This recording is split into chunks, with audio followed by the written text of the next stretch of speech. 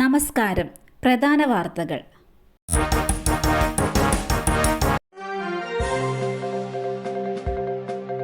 താമരശ്ശേരിയിൽ ഈങ്ങാപ്പുഴ മാപ്പിളപ്പറമ്പിൽ വീടിന് തീപിടിച്ച് വൻ നാശനഷ്ടം. മുൻ പുതുപ്പാടി പഞ്ചായത്ത് പ്രസിഡന്റ് പി മുഹമ്മദ് മാസ്റ്ററുടെ വീടിനാണ് ഇന്നലെ പുലർച്ചെ 3 മണിയോടെ തീപിടിച്ചത്. അലമാരയിൽ സൂക്ഷിച്ച 2.5 ലക്ഷം രൂപയുൾപ്പെടെ കത്തി നശിച്ചു. വീടിന്റെ മരത്തടിയിൽ തീർത്ത സീലിംഗ്, വയറുകൾ, കട്ടിലുകൾ, അലമാര എന്നിവ പൂർണ്ണമായും കത്തി നശിച്ച നിലയിലാണ്. മുഹമ്മദ് മാസ്റ്ററും മകൾ ജമീലയുമാണ് വീട്ടിലുണ്ടായിരുന്നത്.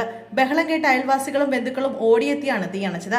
മുക്കം ഫയർഫോഴ്സിൽ വിവരം അറിയിച്ചിരുന്നെങ്കിലും 1 മണിക്കൂറിന് ശേഷമാണ് സ്ഥലത്തെത്തിയത്. അപ്പോഴേക്കും തീ നിയന്ത്രണ വിധേയമായിരുന്നു. മിമിക്രി കലാകാരനും നടനുമായ രഘു കളമശ്ശേരി അന്തരിച്ചു. ഹൃദയ സംബന്ധമായ അസുഖത്തെ തുടർന്നാണ് അന്ത്യം സംഭവിച്ചത്. കടവന്ത്ര ഇന്ദിരാഗാന്ധി ആശുപത്രിയിൽ ചികിത്സയിലിരിക്കെയാണ് അന്ത്യം.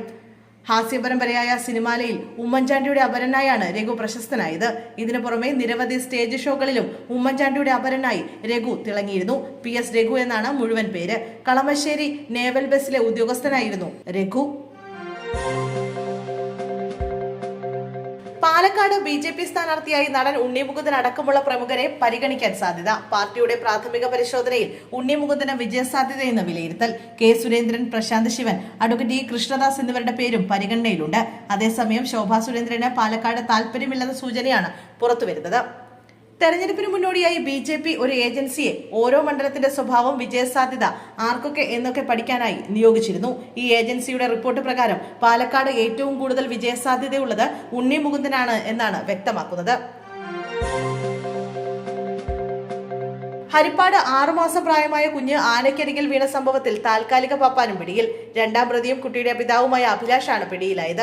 കേസിൽ 1ാം പ്രതി ജിതിൻ രാജിനെ ഇന്നലെ പോലീസ് അറസ്റ്റ് ചെയ്തിരുന്നു. കഴിഞ്ഞ ദിവസമാണ് ഹരിപ്പാട് സ്കന്ദൻ എന്ന ആനയുടെ കാൽക്കൽ 6 മാസം പ്രായമുള്ള കുട്ടി വീഴുന്ന ദൃശ്യങ്ങൾ പുറത്തു വന്നത്. ആനയുടെ അടിയിലൂടെ പോകുന്നത് ഭയം മാറാനും ഭാഗ്യം വരാനും സഹായിക്കുമെന്നാണ് വിശ്വാസം. ഇത് പ്രകാരം കുഞ്ഞുമായി ഇയാൾ ആനയുടെ അടിയിലൂടെ കടന്നു പോവുകയും പിന്നാലെ ആനയുടെ കൊമ്പിൽ കുഞ്ഞിനെ ഇരുത്താൻ ശ്രമിക്കുകയുമായിരുന്നു. മലയാളികൾക്കേറെ സുപരിചിതയാണ് നടിയും നർത്തകിയുമായ സ്നേഹ ശ്രീകുമാർ.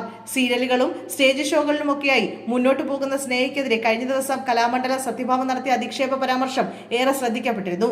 RLV രാമകൃഷ്ണനെ വിമർശിച്ച സത്യഭാമയ്ക്ക് എതിരെ സ്നേഹ പ്രതികരിച്ചതായിരുന്നു ഇതിന് കാരണം. വ്യക്തിപരമായ അധിക്ഷേപത്തിന് പുറമെ സ്നേഹയ്ക്കെതിരെ ബോഡി ഷേമിങ്ങും സത്യഭാമ നടത്തി.